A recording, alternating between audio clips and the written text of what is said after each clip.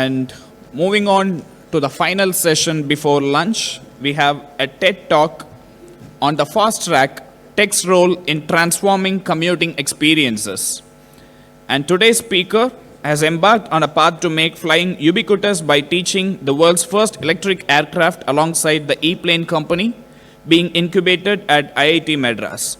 He also founded and heads the National Center for Combustion Research and Development, one of the world's largest research centers that houses state-of-the-art infrastructure for combustion research. And beyond this, he is a two-time TEDx speaker and also the co-founder of innovative startups such as Agnikul Cosmo, Aerostrovalis Energy, Avishkar Hyperloop, and Galaxy that are redefining the aerospace ecosystem in India. Recently, he was also accredited as the Startup Enabler of the Year at Tycon Chennai 2022. Please put your hands together to welcome Professor Satya Chakravarthy, founder and CEO of the ePlane company. The ePlane company is in pursuit of developing India's first and the world's most compact flying electric taxi designed for up to 10x faster intra-city commute and cargo transport. So followed by his TEDx speech, we will have the ePlane company showcase. And audience, if you have any questions during the company showcase, you can post it to Professor Satya Chakravarthy and he will be more than happy to address your queries. Over to you, sir.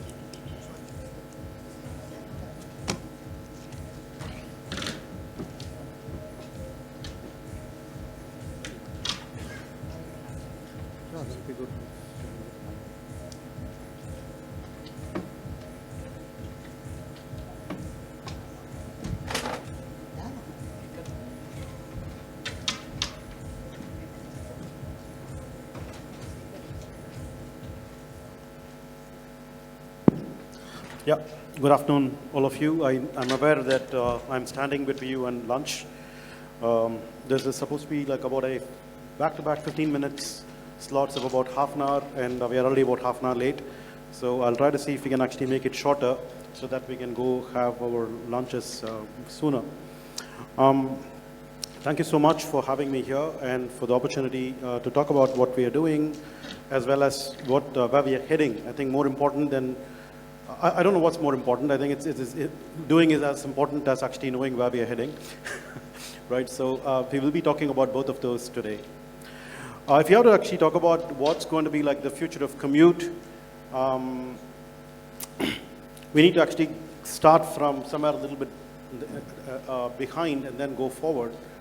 So let's just dial back to something like about 2016, 2017 time frame when electric cars, I think the panel that was there before was actually talking significantly about ground mobility, and electric cars is actually something that's happening significantly. And so in the 2016, 2017 time frame, electric cars were still about super expensive when compared to the IC engine cars.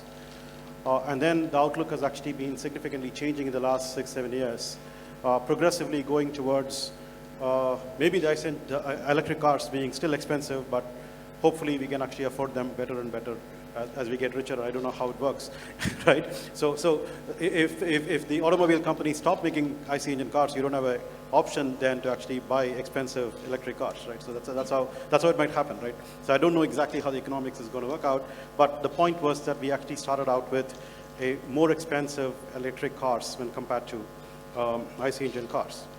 Why were they expensive? Mainly because of the range anxiety that electric cars have, where the current batteries that we have had at that time as well as even today do not really give you the kind of range that you would get with a single fuel tank worth of fuel.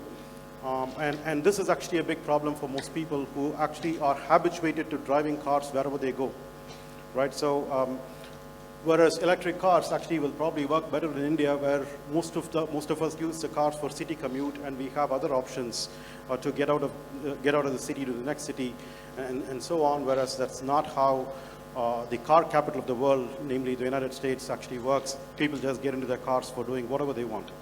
And so the range anxiety has actually pushed electric cars to pack as much battery on the floor of the chassis, a redesigned chassis, as a matter of fact, and then that essentially meant that, and batteries have been very expensive, and they are progressively falling in price, and therefore they actually had a larger, more expensive cars. Well, that's been the case, right? So what am I doing? I'm an aerospace engineer. So I started thinking, and then of course there was this nice introduction about the largest combustion center that we have established at IIT Madras and so on. And I started thinking to myself, well, you know, the automobiles are actually becoming electric, and thermal power is actually getting replaced by solar. What are we doing here burning stuff anymore, right? So we probably shouldn't be burning anything anymore. And very interestingly, I'm an aerospace engineer, therefore we still had planes and rockets burning fuel. We thought that, well, I could have actually sat there and said, well, until I actually retire at 65, I could continue to, you know, burn fuel for aircraft and rockets and then peacefully retire. But unfortunately, I didn't select a peaceful process in my life. I decided that, what if actually aircraft become electric, right? Because I don't want to spend the rest of my career getting threatened by this electrification of aerospace and then progressively becoming more and more obsolete, right? So we want to actually make sure we are the change that we want to see, right? So I started looking at electric planes. What does it take for electric planes to be there? And there's significant. Then I suddenly opened my eyes around that time, and then it seemed like there's a lot of work that's actually already happening on electric planes, but of a particular variety, and that's something that we want to talk about a little bit. So the moment I actually started digging deep into electric planes, the range anxiety was actually in the face. If you can't even actually go far enough with cars that are electric, how do you expect planes to do that, right? And so we started actually looking at comparisons on what kind of ranges do we have for cars versus, current planes versus what's possible with electric planes. With cars, you have the ability, the possibility for you to pack a lot of battery on the floor and make the car super heavy. And then you pay the price for it in terms of like the tires having a lot more traction, so you will have to replace the tires. Those are different problems that you will encounter. But you don't really have a weight budget, okay? So you just can actually do whatever you want, so long the passenger is happy, or the customer is happy. With planes, you can't just make your plane super heavy with more and more batteries because you have to fly, right? The more you have to actually fly, the lighter you have to get. And the problem with batteries is, unlike fuel, when you try to actually have fuel and burn, the plane actually gets lighter and lighter and lighter as you fly. And you can actually clock farther and farther distance because of that, right? And that's actually factored into the equations. And so the range that you get actually factors in the fact that you are actually getting lighter as you burn and then spew emissions and carbon dioxide into the atmosphere, right? I mean, I just said it in a very bad manner, but that's how it is, right? But with batteries, we don't have that situation. The batteries are there all the time. We are only transacting electrons, and even the electrons are not getting out of the system. And therefore, the weight remains the same. So that limits your range even more. And then the question is, what are these ranges like? So we did some calculations. We found that we do let's say a Cessna 4-seater, a Pilatus 12-seater, a Dornier 30-seater, a ATR 70-seater, a A320 150-seater. So check all these different kinds of planes. And then you now say, I don't want to actually change the weight of this aircraft, remove the engines, and then put equal amount, and then the fuel tanks, put the equivalent weight of the engines and the fuel tank, all of that stuff with batteries. Assume that the motors are actually not going to be so heavy. Bad assumption, okay? But let's say for the sake of it, we just do this quick calculation. Very interesting. Doesn't matter what the plane is, most of these electrified equivalents of current day planes would not give you ranges more than about 200 to 250 kilometers. Whereas planes actually have a map. The larger the plane, the longer the range it would have, simply because it has larger wings. It simply has like a lot of real estate for you to be able to carry fuel with you. Of course, you're actually taking fuel which incurs weight, but fuel is actually worth its weight in gold because the kind of energy density you have, right, it's amazing. So that's what combustion, we have abused combustion actually in the last 100 years. That's exactly the price that we are paying, right? So larger the plane, the longer it will go. And the smallest of those that I just said, the Cessna 4-seater, actually had a range of about 1,600 kilometers. There is no way an electric plane would actually be able to compete with any of these planes, no matter what the size is. But the point you have to ask is, which Cessna plane has actually got any passenger that's been traveling for 1,600 kilometers at a stretch all the time? Not at all. Most planes actually do not fulfill the full range that they have at all. Combustion is actually overrated. You don't need combustion. That's the point there, right? So question then is, what can we do with electric? Given the kind of short ranges you're talking about 200 to 250 kilometers, you can't do much. I can't even go from here to Bangalore. Bangalore is 350 kilometers from here, right? If I actually can stretch to 350 kilometers, then I got like some customers. And the customer base is actually very, very important. So it's very important for us to actually think about technology from the point of view of customers, right? So we ought to actually ask, who is paying for what you're doing? And does it make sense? Because we actually have a limit on how much battery we can take and fly, and the weight is limited on the overall weight of the aircraft. Electric aircraft can actually be cheaper than its combustion counterpart. So the asset price becomes cheaper. The maintenance is actually very, very cheap, as we see in electric cars. And the operating costs would also be actually, if not cheaper, definitely cheaper, right? The electric, because you're just charging batteries. Electricity prices are actually much less when compared to fuel prices. Much more importantly, from the aviation industry's point of view, the fluctuation in the fuel prices is actually what makes it difficult for aviation industry to operate, mainly because they just cannot foresee what will their next quarter's profit be. Whereas electricity prices are actually flat through the year and fairly low. So with the capex and the opex being low, electric aviation actually can completely disrupt the aviation space going in the future. Now we are actually talking about what's going to be in the future, right? But what's the present? Between the past and the future, there is something called the present. So we need to think about that as well. So fundamentally, if it's possible for me to stretch my electric aircraft's range to more than about 350 kilometers, I can actually offer this to customers. Well, you can also ask the other question. Well, if you can do that over 200 kilometers, is it possible for me to actually go from, let's say, Chennai to Vellore? Because there is an airport, there is an airstrip there.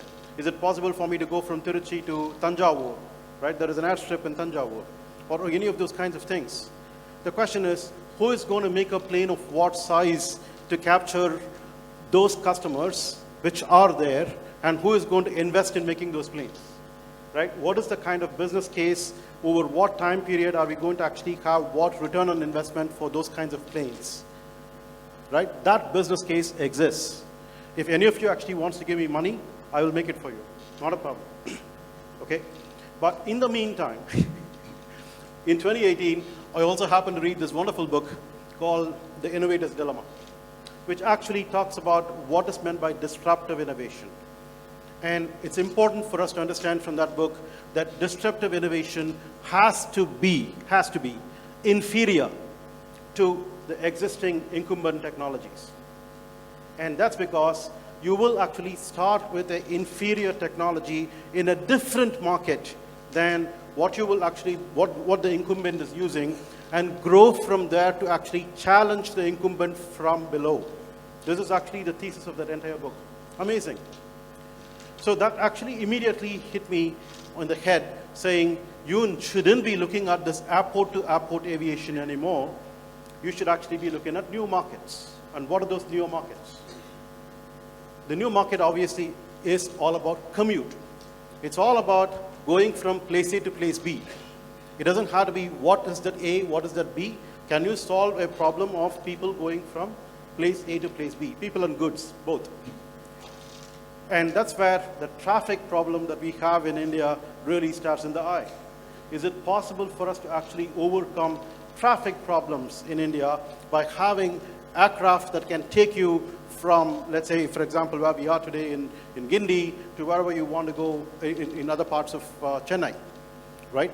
And what it takes for you to actually drive, no matter what you have, whether you have these beautiful software-driven cars, right, driverless cars, electric cars, shared mobility, all kinds of things that you talk about, no matter what revolution you're going to have by 2030, 2040, 2050, and so on, you're all stuck on ground.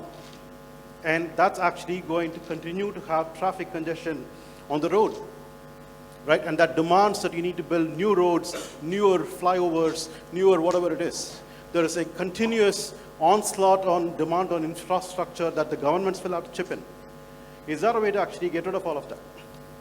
And then say, let's explore the third dimension.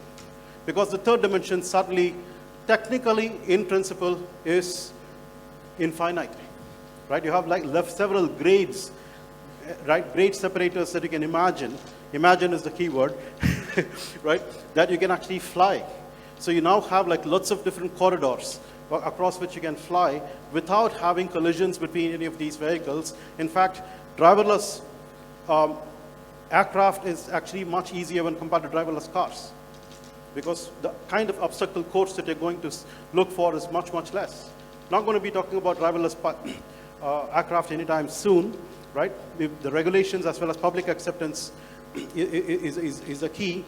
But down the decade, we expect that driverless or pilotless aircraft could actually be better accepted when compared to driverless cars, right? So that's on the side.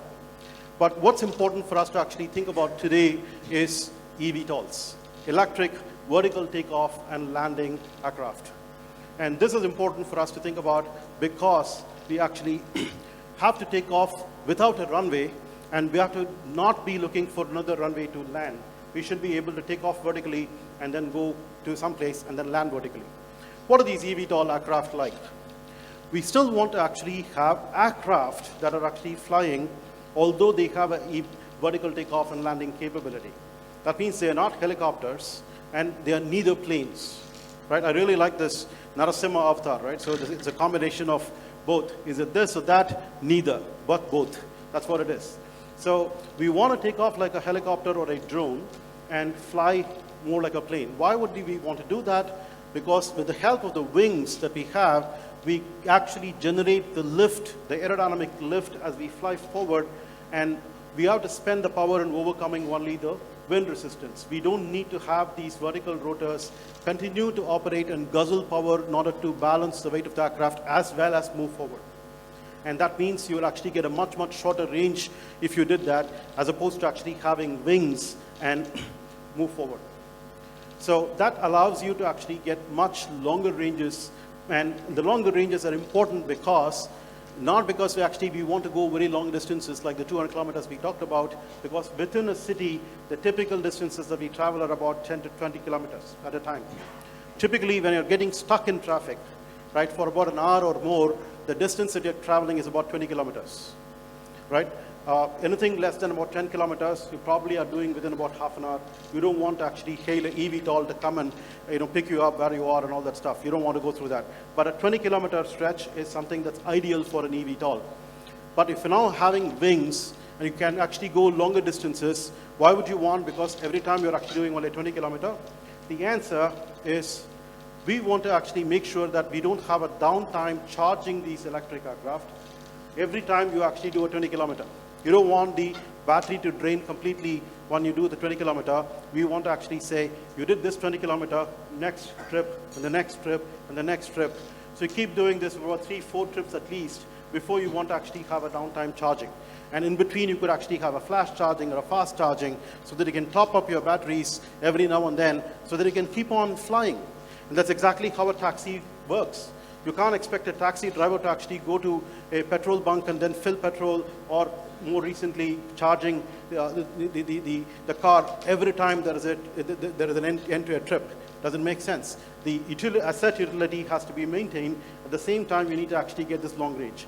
So all these put together is what is actually driving a new breed of aircraft called the eVTOL, and the eVTOL industry is now becoming like a massive industry.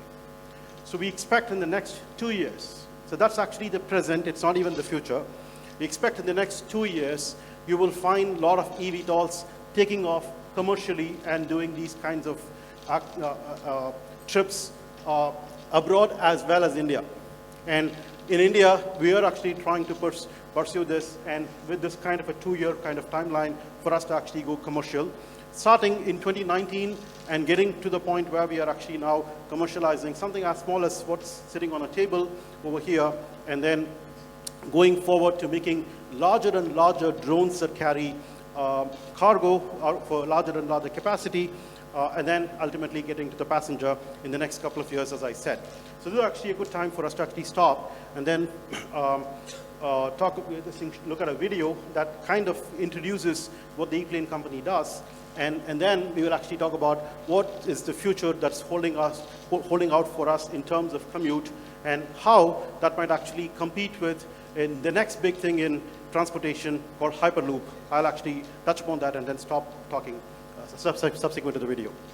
Incubated at IIT Madras since 2019, the ePlane Co. is building India's first and world's most compact two-seater flying electric taxi with a mission to make flying ubiquitous. At our 10,000 square feet manufacturing unit located at the IIT Madras Discovery Campus, our in-house team has designed, developed, manufactured, assembled, and successfully flown the subscale prototype of the flying taxi in May 2023. It's India's largest drone, 3 by 3 meter sized 50 kilograms cargo carrier. Now building the E200 flying taxi, further prototyping by 2024 to 2025. Founded by Professor Satya Chakravarthy, we are the first Indian company to receive DGCA DOA for an electric aircraft. We have built autonomous flight paths. We will set up autonomous ATCs with manual override for a safe landing on vertiports, vertihubs, and on vertistops. You can fly on demand by booking the E200 on your phone at accessible pricing. Fly in the world's most compact air taxi by 2025.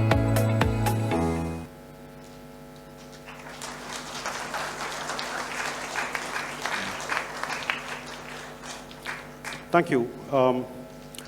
Just to give you a sense of elation here, this video was specifically made to actually screen to the Prime Minister sometime in July.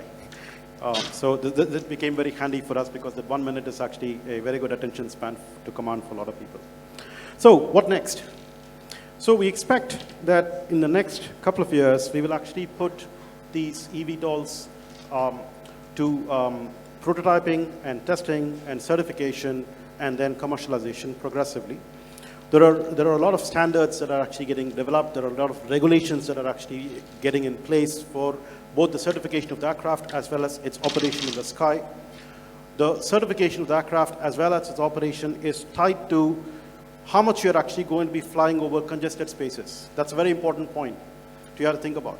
So when you now fly in a plane, it's not about the plane falling down and being potential hazard to the people on board, but what if it actually falls on people's heads, right? So you have to actually worry about both. And therefore, there is this distinction that's actually being made on flying over uncongested spaces versus flying over congested spaces. So correspondingly, we expect that we will probably do our initial services, commercialization, all of that stuff in remote areas. There are quite a few remote areas where this is actually acutely needed, where you have like hilly terrain or any of those kinds of places, and where we have like windy roads. It takes like enormous amount of time for you to get from one place to the other, and so on. That's what we want to actually be starting with, which is uncongested spaces. Clock literally thousands of hours to actually prove the reliability that's required by the regulatory standards for us to be able to, fly over cities. So that's where I think the next 2 years will actually get us to flying in uncongested spaces, and then maybe a year later we actually can start introducing this in a urban sandbox where we actually start with limited flights, where we are again testing the air traffic control on how this is going to work with just about 5 planes, 10 planes, and so on, all the way going to about 50 planes or 100 planes, and progressively further and further thereafter. Keep in mind that these aircraft are actually going to have a very high asset utilization per day, because each of these trips that we're talking about is going to happen only for about 10 minutes, unlike about an hour that your taxi driver or yourself would actually be getting stuck on the road. And therefore, they can actually do something like about 40, 50 trips, including time for charging that's required for these aircraft. And therefore, we can actually move a lot more people and clock a lot more passenger kilometers with this on a per day basis when compared to what a car would do. So by comparison of what would be the carbon emissions, if you want to finally think about the environment, right? The whole talk that I have given, I've never really talked about the environment. It's not about the environment that we are actually getting into electric aircraft. It's about getting faster to where you want in the most affordable manner. That's what it is all about. And therefore, we still then say, let's actually look at moving a lot of people very quickly in a given day, and is it possible for me to actually do this with the minimum number of aircraft? Because I don't need as many aircraft to do this job as the number of cars on the road. So if I'm actually having something like about 12,000 taxis in a city like Chennai, which are clocking something like about 10 trips right per day for about 20 kilometers each, many of them, they don't do 20 kilometers, but much shorter. But let's say you do this kind of a calculation, it's approximately around 1 lakh plus kind of trips that we're talking about. If you are to actually do the exact same number of those trips, you will actually have not more than about 1,000 planes. And we have to then figure out how do you actually get 500 to 1,000 planes to fly on a city skyscape without collisions, and that is where the autonomous ATC and all that stuff will come into picture. But obviously, we will start very small. We will start with 5 planes. We will start with 10 planes. We will start going up to 50 planes, and then so on, and then start having this ATC actually improve further and further as we go along. And this is the roadmap that we expect will happen in the 2027, 2028 time frame, later part of this decade. And subsequently, we don't know when exactly we will actually cross the threshold and say, hey, I think it's better for us to actually have pilotless aircraft when compared to a pilot-driven aircraft. So the reason why I think how that will happen is we will actually have like a transparent partition between the passenger and the pilot, because we don't want the passengers to dabble with any of the controls accidentally even. And then what happens is the passengers actually go and see that the pilot is not doing anything, because it's actually an autonomous aircraft that the pilot is just sitting there and watching. And the passenger starts thinking, why am I paying for this guy not to do anything, right? So is it possible for us to actually get passengers to have some emergency operations procedures to be informed to them, like the way it happens in current aircraft, and then we actually get public acceptance for pilotless ones. That could actually happen end of this decade, early next decade, and so on. Going further, we just noticed that we can actually extend the range as the batteries get better and better, right? So there is then going to happen, the other thing that we talked about is going to happen, which is it possible to have conventional takeoff planes from a runway that have enough range for us to actually capture between 2 runways. Let's say go from here to Chennai to Bangalore, for example. And that's actually another thing that's going to happen in parallel. So already there are companies that are doing a 9-seater. They will actually then start doing a 12-seater and so on, and we could do that too at some point. It's actually a lot easier to do conventional takeoff planes when compared to vertical takeoff planes, right? So let that happen. Then we are beginning to think, is it possible for us to actually start having flat metro station rooftops and start actually taking off these planes from metro station rooftops so that we actually have a better connectivity across these metro stations for people to actually come in and go with the intermodal connectivity and all of that stuff. And that could actually be with even these conventional takeoff planes, or what's called as STOLs, short takeoff and landing planes, as opposed to a full runway requirement. Going forward, we will then actually have larger and larger aircraft that gets electrified disrupting the aviation space with ticket prices that are actually coming down by half or less than half what they are today. And that's what we expect will happen in the next decade or so. But the problem with the airports is that you have to actually go to an airport, go through security check, and then go to another airport, and then come and commute from there. Right? If you want to go from here to Bangalore, by air, it takes actually a significant amount of time because of all of these things. So is it possible for me to actually have my rooftop landing taxi take me all the way from my rooftop to the rooftop of where I want to go in Bangalore? And that's where we want to actually explore mid-air recharging, which is cordless or a wireless recharging. And that's a technology that's actually in its infancy right now. And there are issues with it, but it's a very interesting space to actually explore for actually recharging something as big as cars batteries or aircraft batteries. In all these things, we have these kind of a small play that we can test this out at a much smaller level and then proceed further and further. That's the next thing, which means that I can hail a taxi for me to go from here to a particular point in Bangalore. Then the question that you ask is, in that case, then are you going to be competing with a Hyperloop that I myself am actually part of?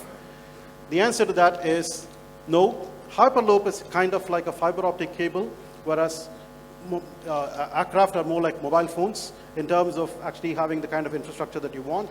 When compared to the landlines that we were used to, that's more like conventional railway lines. So when you have a very high throughput capacity that's required from something like Chennai to Bangalore, it makes sense to actually have Hyperloop. But for anything else, you want to actually use electric planes and eVTOLs. So this is actually the landscape that we're going to have.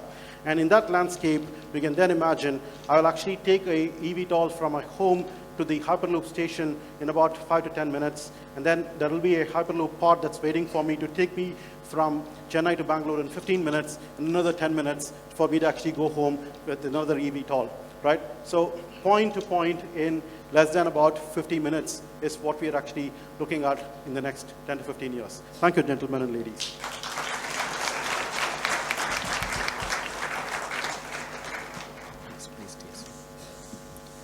Thank you so much for sharing such beautiful insights, sir. And ladies and gentlemen, I would request you to give Dr. Professor Satya Chakravarthy a standing ovation for showing the future technology of India and being vocal for local. And I request Mr. Neeraj Sinha, Head Global Finance Services from Standard Chartered Bank, to felicitate Professor Satya Chakravarthy with a memento. I apologize on behalf of the organizers to exercise your limbs unnecessarily.